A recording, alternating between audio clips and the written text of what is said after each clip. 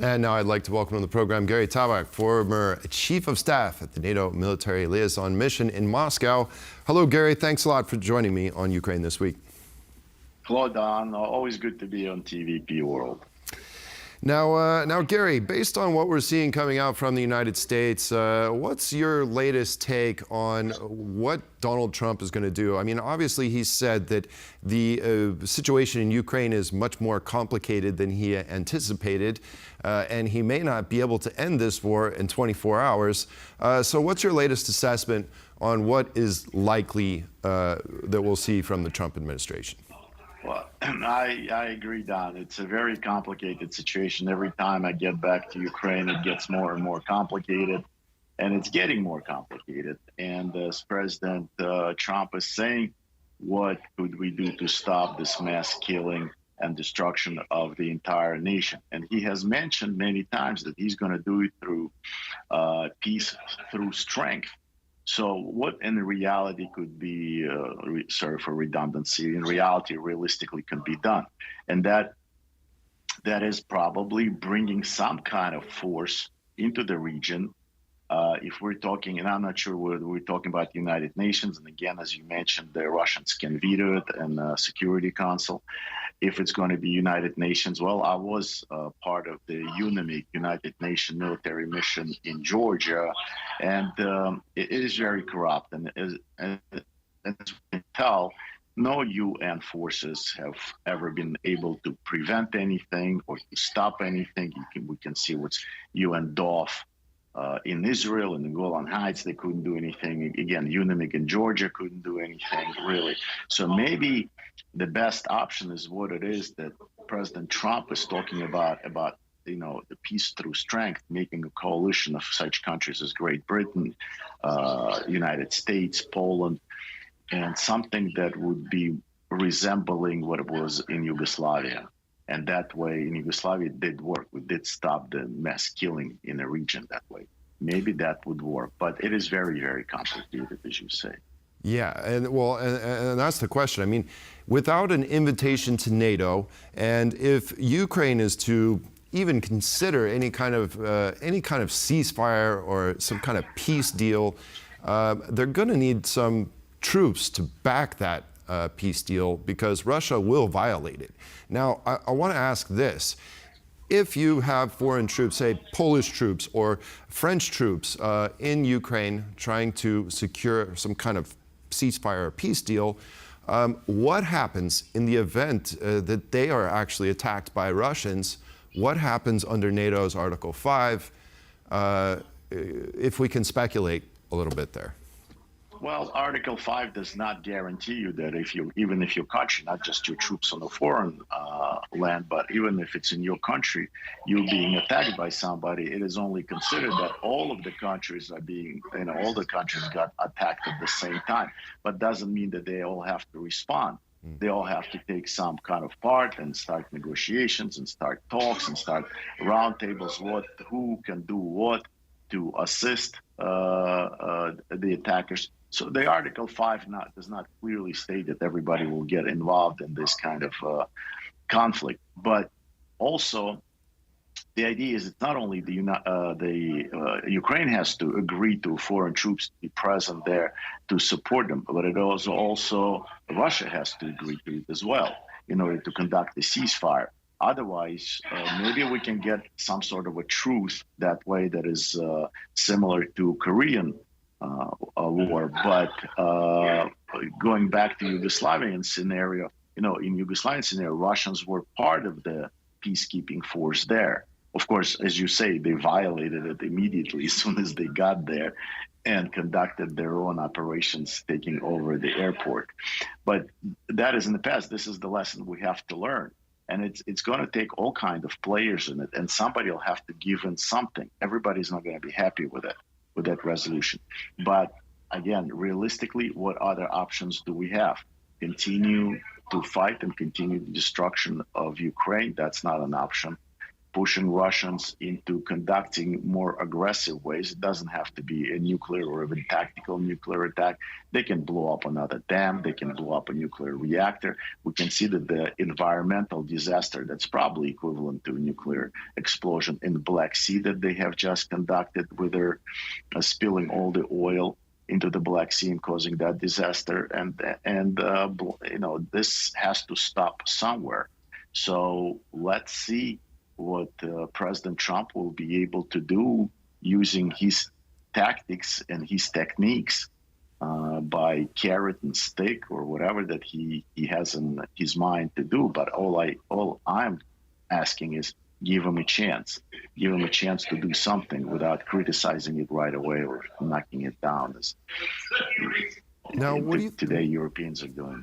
Yeah, I'm sorry. What do you think the likelihood that Russia is going to come to the table in any good faith, and will there be consequences for Russia if they just not engage in meaningful talks and negotiation process? Well, on one hand, I'm not. I'm very biased in this. I don't believe anything that Russia says or anything that comes out. They have violated every agreement that has been made with them. Not Russians, but Putin. Putin and his thugs violated every agreement that we have signed or we came to since World War II. So there is very little trust or no trust on my part when it comes from Russia. But on the other hand, Putin is saying right now that he is willing to speak to the United States. He's willing to negotiate. He's willing to open some doors. So we'll have to see how they will react to President Trump's negotiation technique. Of course, Russia has things to lose. Economically, there are turbulence inside of Russia. It's not a monolithic society. So we can have other things that President Trump has used previously, such as sanctions that are much tougher, such as negotiating with other countries. Russia cannot remain in a vacuum. Such countries as Saudi Arabia with oil prices, China, and negotiate with them, come to certain agreements saying, listen, this has to stop at one point or one or another. During World War II, we were allies with Russia, with Stalin. I don't think he was much better than Putin. Winston Churchill was allies with us. And all of the three leaders, Winston Churchill, Stalin, and Roosevelt, did not see things together. They were not great friends, but they realized that they have to come to some sort of agreement and do something about Hitler. Otherwise, it would get completely out of hand and the whole world is going to blow up. So the same thing today. Maybe we don't see things with China, the same with Saudi Arabia, with India, but we all have to come to a realization that the threat to all of us comes from a newly arrived and raised by us, Hitler. Now, in the event that Donald Trump pulls his support for Ukraine, U.S. support for Ukraine, and it really comes down to the wire for Europe, and Europe will have to step up and potentially send in some of these peacekeeping troops to try and shore up the situation in Ukraine. Can Europe do this? Does it have the capabilities to conduct such a mission without U.S. support? Well, I can't speak for the entire Europe, nor can I speak for Poland, but my experience in Poland, 20 years ago, that Poland can't do it on its own, I bet. The thing is, it's a political will. Will they have that political will? Trump doesn't show any kind of sign saying that he's going to pull out or not assist Ukraine in its struggle. Trump is saying that Europe has to take a bigger part. They have to play a bigger part because this is what's going on in Europe, not in the Americas. It's going on in Europe, in the backyard of the European Union. So Europeans and particularly the old Europe, not the new Europe, not the Baltic states, not the Poland, he's not addressing it to them. He's addressing to the old Europe saying, listen, you got to take charge of it. because of you, 2 world wars have happened. And this is a 3rd world war is going to happen again because of your incompetency and your impotency trying to play up or to deal with a tyrant.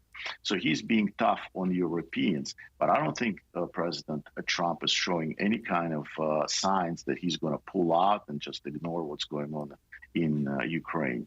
I think, on the contrary, he continues to say that there is going to be that there's going to be peace through strength. And he, of course, appointed as an envoy to Ukraine, General Kellogg. And General, it's different from the previous envoy, who was Kurt Walker, who was a diplomat and a great friend of Ukraine. This time, he's appointing a very experienced combat war-tested general. So I don't think that's a sign of he's going to pull out. Maybe on the contrary, that he's going to engage. Yeah, and he seems to have a very good idea of what Russia really is and how it behaves there in Ukraine. Final question before we end this conversation, and that is, of course, would European troops in Ukraine, would there be a large risk that any country that sends their troops there could become into a direct military conflict with Russia? Well, Don, every time you send troops, every time you bring military equipment in, there's always a big risk that it's going to be used. But at the same time, if you bring professional troops, if you bring modern equipment, then there's also less risk that it's going to happen. The more you're prepared for war, the less the possibility that it's going to happen. The less you're prepared for war, but you keep rattling sabers and saying, we're going to do this and we're going to attack, we're going to kill them, we're going to slaughter them, that may also happen. So as long as it's done professionally, organized, and in a united way between our allies, I think that will prevent the war, that will show the seriousness on our side to Putin, because until this point, all he could see is that we were not serious. We were saying things, we were promising things, where we had round tables, we had meetings in Germany, we had NATO, but nobody took any actions. Nobody provided enough weaponry to Ukraine. Nobody did anything seriously to damage Russian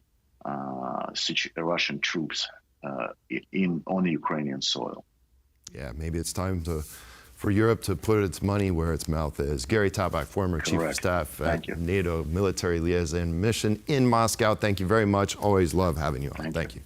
Thank you, Don. Thank you so much. Bye.